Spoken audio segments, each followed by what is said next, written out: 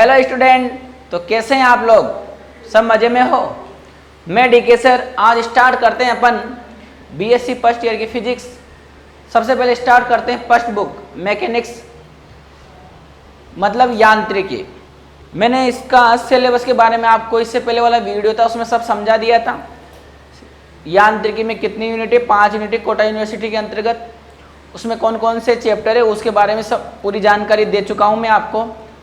आज हम first unit start करेंगे जिसका नाम है निर्देश तंत्र, जड़त्व एवं अजड़त्व। ठीक है, तो ध्यान से सुनिए। 16 नंबर की यूनिट है ये, यूनिट फर्स्ट। और एक और बात ध्यान से समझ लीजिए, यदि आपको first year second year final जो भी आपका कोई साथी हो या आपको पूरे वीडियो देखने हैं तो ज्ञानम कंपटीशन क्लासेस का ऐप पे प्ले स्टोर पर उसको जाकर डाउनलोड कीजिए।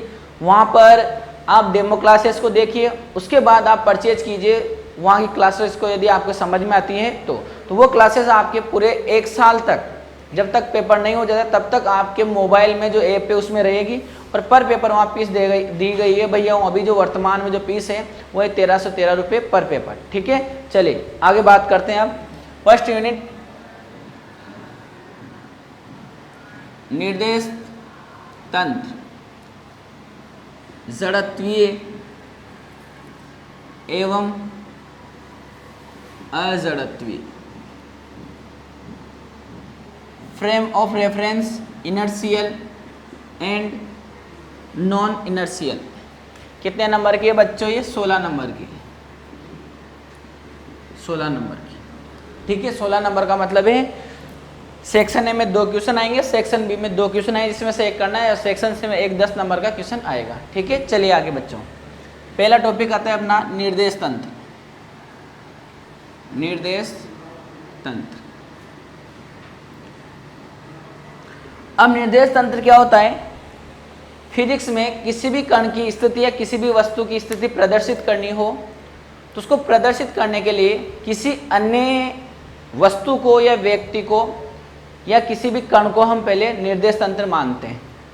ठीक है, तो निर्देश तंत्र को परिभाषित हम इस प्रकार से करेंगे, वह निकाय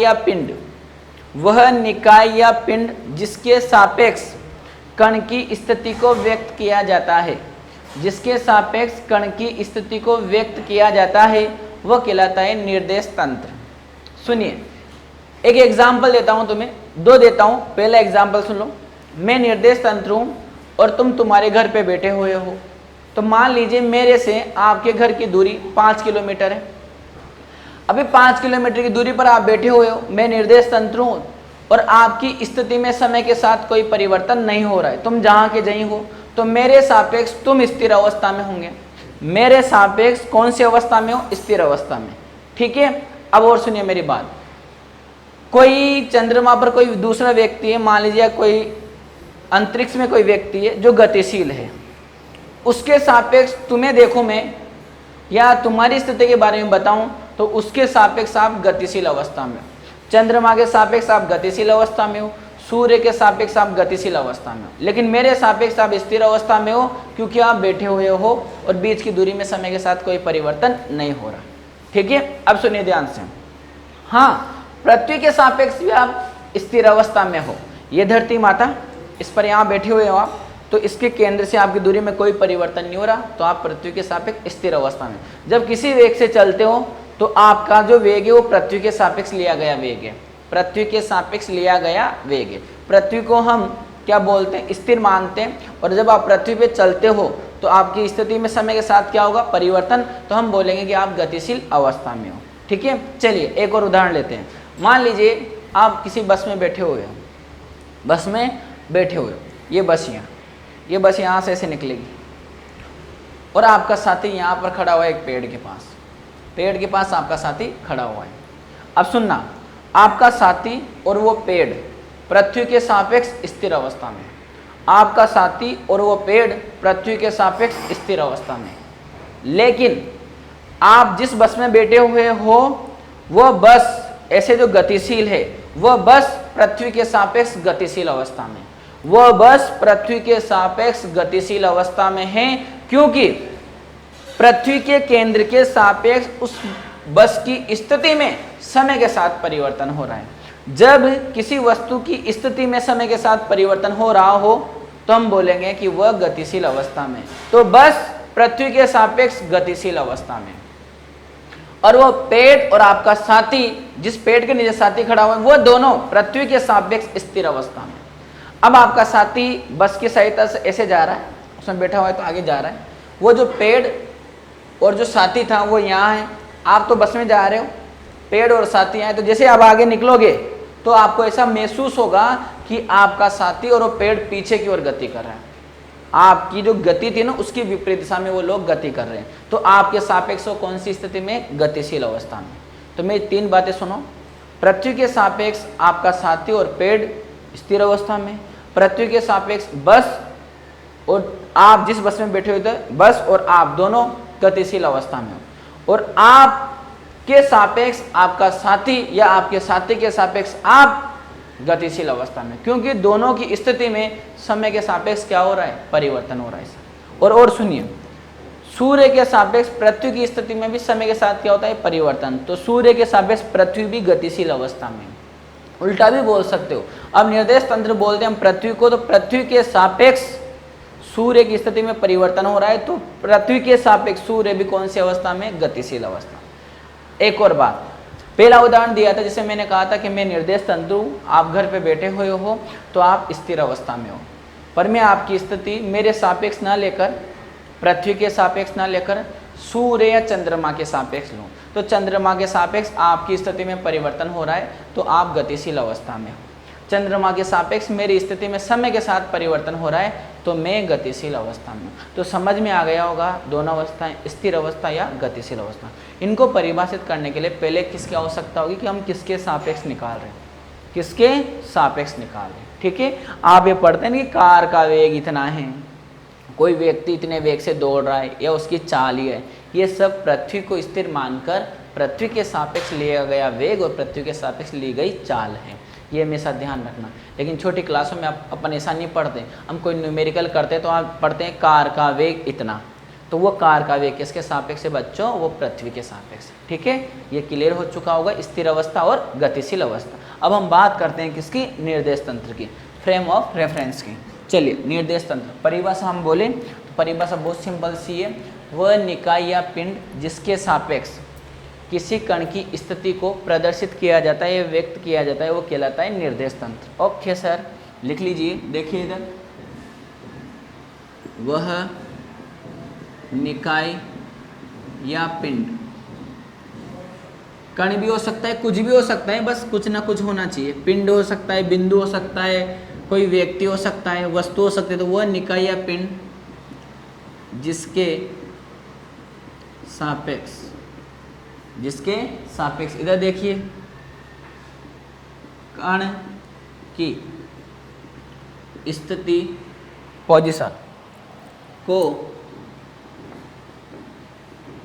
प्रदर्शित किया जाता है, प्रदर्शित किया जाता है, क्या कहलाता है वो?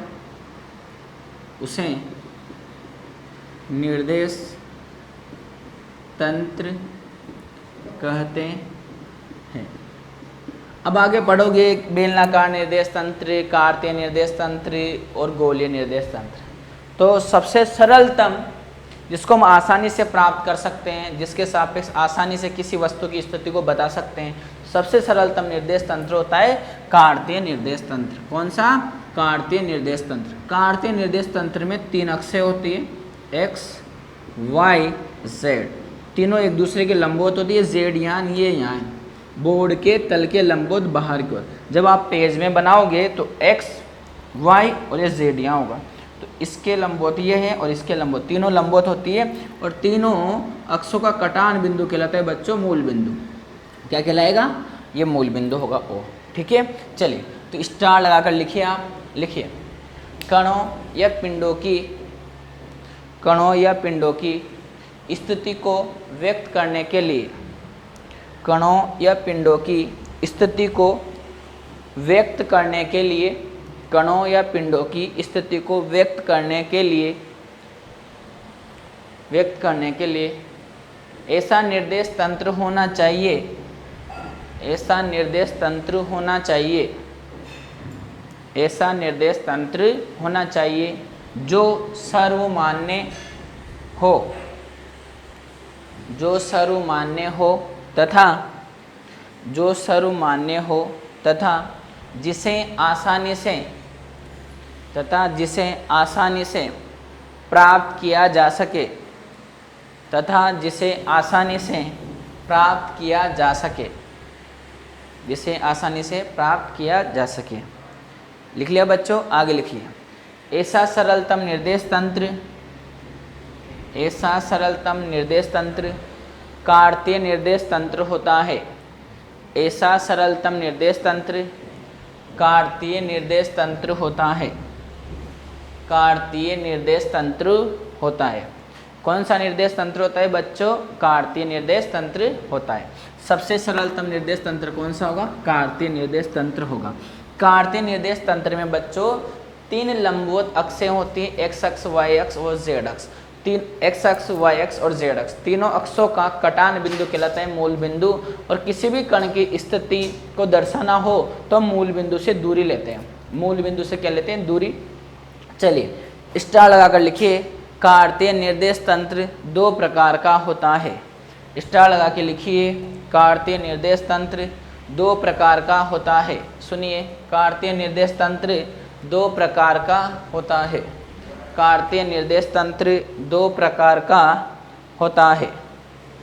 कार्तीय निर्देश तंत्र 2 प्रकार का होता है। पहला लिखिए बच्चों, ऐसे लिख लीजिए, वामावर्ती कार्तीय निर्देश तंत्र। सर कभी पढ़ा ही नहीं ऐसा, तो पढ़ोगे यहाँ। और दूसरा आता है दक्षिणावर्ती,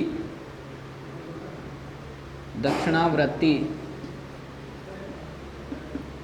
कार्तीय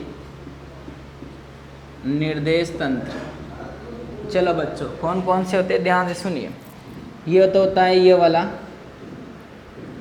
x, तो यहाँ आ जाता है y ये रहा, और z बच्चों यहीं लेफ्ट हैंड साइड में आ जाएगा ये।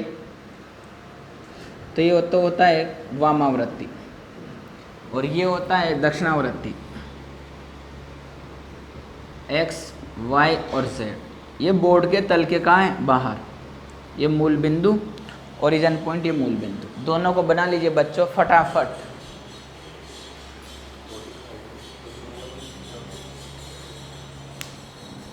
पहला होता है वामावर्ती कार्तीय निर्देश तंत्र, दूसरा होता है दक्षिणावर्ती कार्तीय निर्देश तंत्र। ये तो लेफ्ट हैंड हो गया और राइट हैंड हो गया, Cartesian reference frame of reference निर्देश तंत्र। चलिए बच्चों, ये बना लिए होंगे आपने। अब सुनिए, इन्हीं में आगे बढ़ते हैं हम, बढ़ते जाइए आगे धीरे धीरे। अभी जो पढ़ा रहे हैं ये समझाने के लिए है कि निर्देश तंत्र क्या होता है, कैसे स्थिति ज्ञात करेंगे। यहाँ से कभी भी आज दिन तक कोई न्यूमेरिकल या कोई परिभाषा नहीं बनी है यूनिवर्सिटी के पेपर में। बस इजीली समझते जाइए, बहुत प्यार से, आराम से। चलो चलिए आगे चलिए। देखो अब हम बताएंगे कण की स्थिति को। कण की स्थिति को दर्शाना है तो कण की स्थिति दर्शाएंगे 2 तरीके से। स्टार लगा के हम बता देते हैं, इधर सुनिए आप। कण की स्थिति, अब कौन से कण की स्थिति दर्शानी है वो सुनो। ये स्टार पोजीशन ऑफ पार्टिकल, तो एक तो है कौन सा? स्थिर अवस्था में, जब वो रेस्ट पोजीशन में हो और जब मोशन कर रहा हो। गतिशील अवस्था। इसको 2 प्रकार से बताओगे आप। एक तो बताओगे बच्चों आप स्थिति सदिश द्वारा, और सेकंड बताओगे बच्चों आप निर्देशांकों द्वारा, निर्देशांकों द्वारा। इसको भी ऐसे बताओगे आप पहला तो स्थिति सदिश, स्थिति सदिश द्वारा, और सेकंड बता सकते हैं वही तरीका निर्देशांकों के द्वारा, निर्देशांकों के द्वारा। जल्दी से लिखिए फिर पढ़ते हैं हम इनको। कण की स्थिति जब कण स्थिर अवस्था में हो तब क्या होगी, और जब कण गतिशील अवस्था में हो तब क्या होगी। चलिए स्क्रीन को रोककर आप लिख सकते हैं इनको, हम आइडिया दे दें आपको। सर ऐसा सब आइडिया है हमारे पास, बस आप तो पढ़ाते रहिए। बिल्कुल हम पढ़ाते रहेंगे, टेंशन वाली बात है नहीं। हमारा एक ही कर्म है, बस पढ़ाते रहो पढ़ाते रहो पढ़ाते रहो। देखिए आप स्थिर कण के लिए देखते हैं, स्थिर कण के लिए ओके सर, ये पहला।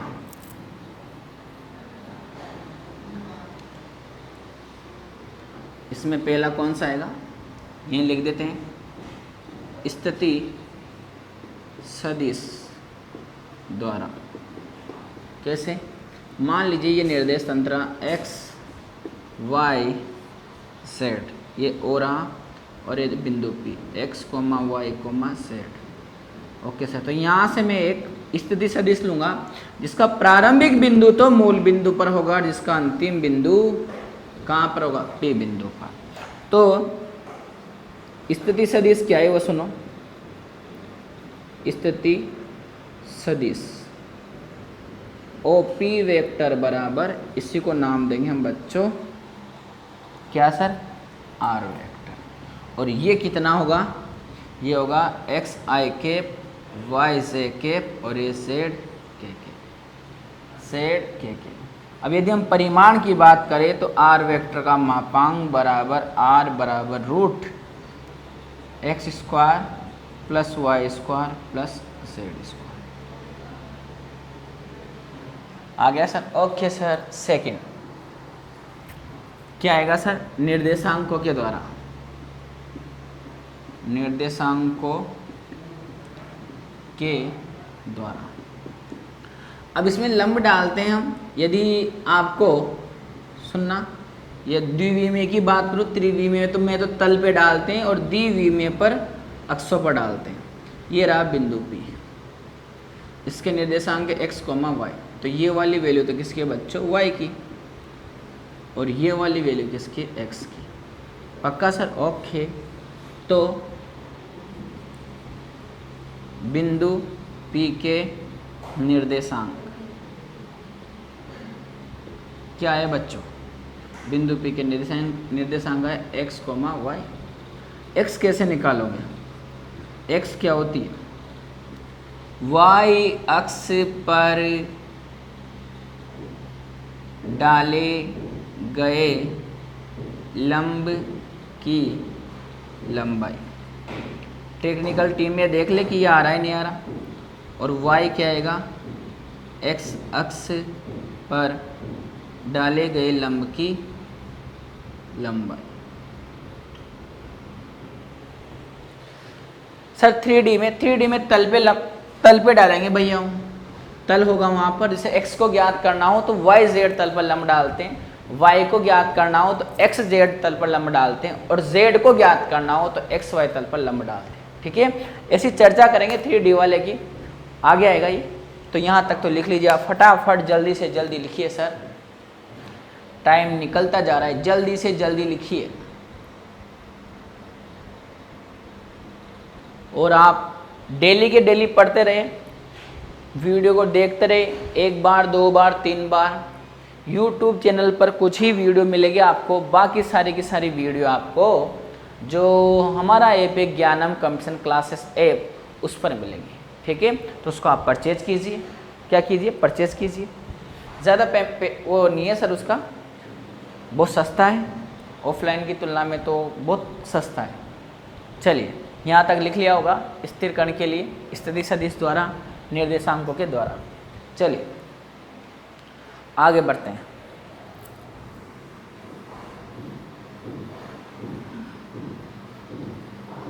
अब बात करते हैं हम गतिशील कण की, किसकी बात करेंगे बच्चों? गतिशील कण की बात करेंगे। किसकी बात करोगे बच्चों? गतिशील कण की बात करेंगे।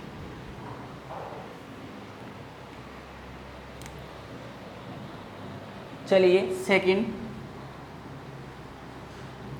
सेकंड है अपना गतिशील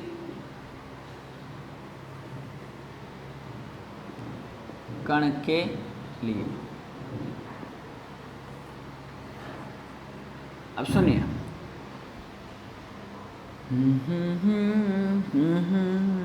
एक्स वाई जेड मूल बिंदु ये रहा। मान लीजिए पहले थे हम बिंदु P1 पर और चलते चलते चलते हम यहाँ से यहाँ गए। कहाँ पर? P2। ये बिंदु ये रहा। तो हम क्या करते हैं? स्थिति सदिश कहाँ से दर्शाया जाता है? स्थिति सदिश दर्शाया जाता है बेटाओं कहाँ से? मूल बिंदु से। हम उस मूल बिंदु से बिंदु को मिलाने वाला जो सदिश है वो कहलाता है स्थिति सदिश। तो ये कहलाता है R1 वेक्टर। Okay sir. और ये जब यहाँ आ गया तो ये हो गया R2 वेक्टर। Okay sir. कहाँ से आया? P1 से P2। ओके, ये कब की बात है? ये T1 समय की बात, T1 समय पर। और सर ये कब की बात है? T2 समय पर। पक्का? ओके पक्का। चलिए लगाओ त्रिभुजों का सदिश, त्रिभुजों के सदिश योग नियम से। क्या कहता है वो? ये वाला सदिश O P1 vector plus P1 P2 vector बराबर विपरीत वाला कौन है? O P2 vector. तो विस्थापन सदिश कौन है बच्चों? विस्थापन सदिश वो है बच्चों P1 P2 वेक्टर। इसको तो इधर ही रखिए, बाकी को भेजिए। O P2 vector minus O P1 vector. Value रखिए सर P1 P2 वेक्टर बराबर R2 vector minus R1 vector. ये आ गया सर विस्थापन सदिश। चलिए इसी में निकालते हैं वेग। कण का माध्य या क्या बोलते हैं? औसत वेग। ये होता है बच्चों, ऊपर तो आता है विस्थापन सदिश बटे समय। कौन सा समय? वही समय लिया जाएगा जिस समय में P1 से P2 पर आया है कण। T1 समय पर तो कहाँ था? P1 पर। T2 समय पर कहाँ गया? वो P2 पर। तो समय कितना हुआ? T2 minus T1। Okay sir. तो ये आया V average vector equal to, ये मिलेगा R2 vector minus R1 vector बटे T2 minus T1। Okay sir. इसको ऐसा लिख सकते हो तुम, delta R vector by delta T। Okay sir. चलिए, यदि समय अंतराल बहुत अल्प हो, बहुत अल्प हो तो हम औसत वेग को बहुत ही कम समय की बात की जाए, बहुत छोटे से समय पर हम बहुत अल्प समय पर वेग की बात करें। जैसे मान लीजिए मैंने बॉल फेंक कर किसी को रन आउट किया सर, तो मुझे यहाँ से बॉल वहाँ गई और लगने के बाद किधर गई उससे कोई मतलब नहीं है। मुझे उस समय से मतलब है जिस समय पर बॉल किस पर लगी? विकेट पर। तो वो समय तो बहुत अल्प होगा, 1 सेकंड का भी कुछ भाग होगा जब वो विकेट और बॉल के मध्य संपर्क हो रहा है, उस समय के वेग की बात है। कोई कार चलती जा रही है, वो टक्कर कर गई, तो 1.5 घंटे तक चली, फिर टक्कर की उसने, फिर वहीं पड़ी रही। तो हमें पूरे समय से मतलब नहीं है, हमें तो उस समय के वेग से मतलब है जब उसकी जिस वाहन से या जिस दीवार से या जिससे भी टक्कर हुई है उस समय पर उसका वेग कब है, कितना है। तो जब हम बहुत अल्प समय के लिए किसी वस्तु का या कण का, कार का वेग ज्ञात करते हैं तो उसको बोलते हैं बच्चों तात्क्षणिक वेग। यदि समय अंतराल बहुत अल्प हो तो हम औसत वेग को तात्क्षणिक वेग कहते हैं। अतः अब क्या होगा बच्चों? देखो v तो ये रहा सर। Okay sir. और ये बन जाएगा लिमिट, सीमा आ गई sir, delta t tends to 0, और ये बन जाता है डेल्टा r वेक्टर बटे डेल्टा t, और ये v वेक्टर। अवकलन की परिभाषा से ये वाली जो राशि है ना बच्चों, ये वाली राशि वो क्या बन जाती है, d r vector by d t. तो यहाँ तक लिख लिया होगा, आप स्क्रीन को रोककर इनको लिख सकते हैं।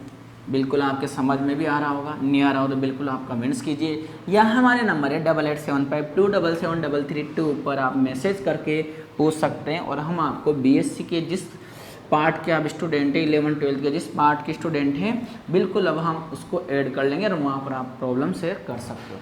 सॉल्यूशन दिया जाएगा या तो उसी टाइम पर या जैसे हम फ्री होंगे तुरंत कुछ ही घंटों में आपको सॉल्यूशन मिल जाएगा। ओके सर, चलिए उसके जस्ट बाद अवकलन की परिभाषा से चलिए v वेक्टर बराबर ये बन जाता है भैया D r vector by d t, और यही कहलाता है बच्चों तात्क्षणिक वेग। क्या कहलाता है ये, तात्क्षणिक वेग। चलिए आगे बात करते हैं। मान लीजिए, हाँ आगे निकाल लेते हैं, मानने के बाद में कण का औसत त्वरण, तो ये होता है ए एवरेज बराबर v2 vector minus v1 vector. मतलब t2 समय पर तो वेग था v2 और t1 समय पर वेग था बच्चों कितना, v1। तो इसको लिखेंगे हम ए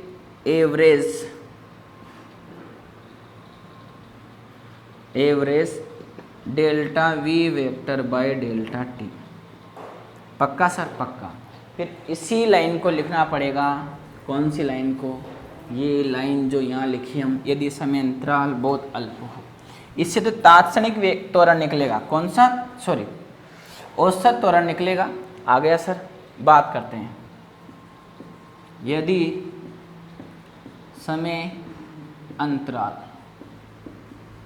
बहुत अल्प हो तो हम औसत वेग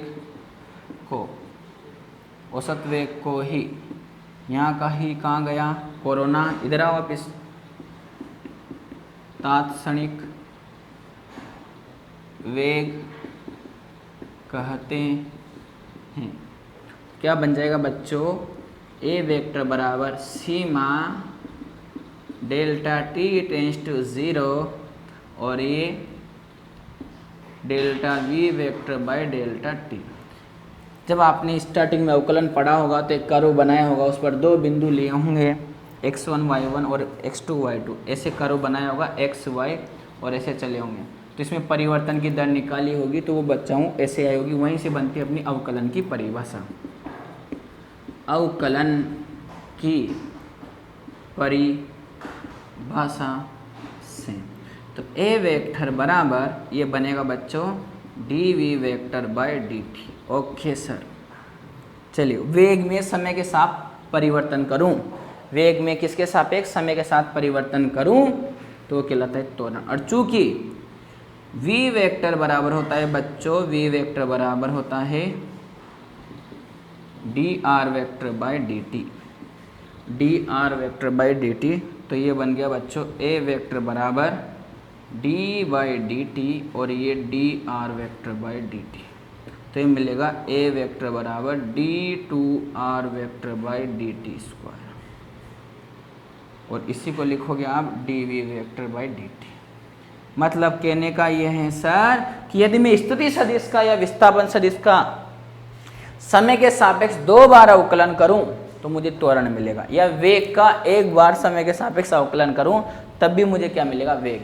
तो एक बात सुनिए, जब भी आपको कोई समीकरण दे स्थिति सदिश के रूप में तो वो आएगी टी के फलन के रूप में, टी चर होगा सर, और वेग के भी दे तो वेग में भी क्या आएगा, टी आएगा। जैसे v vector equal to 2t square I के plus 3t square equal plus 3t square J के माइनस 5t के, ये आया वेग। इसका अवकलन कीजिए डी बाई डी टी के सापेक्ष, d v vector by d t कीजिए, वहाँ से त्वरण मिलेगा। अब जिस बिंदु पर पूछे तो क्या कहलाएगा, तात्क्षणिक त्वरण। Okay sir, okay. ये तो हो गया बच्चों हमारे कौन सा, अवकलन की परिभाषा से त्वरण हो गया, वेग निकाल लिया, स्थिति सदिश निकाल लिया। अब हम बात करेंगे, यहाँ तक का तो नॉर्मल चीज़ें थी, बेसिक चीज़ें थी। यांत्रिकी में गति की समीकरण आपको आती है, पहली समीकरण, दूसरी समीकरण, तीसरी समीकरण तो हम बता देते हैं। सुनिए, वो काम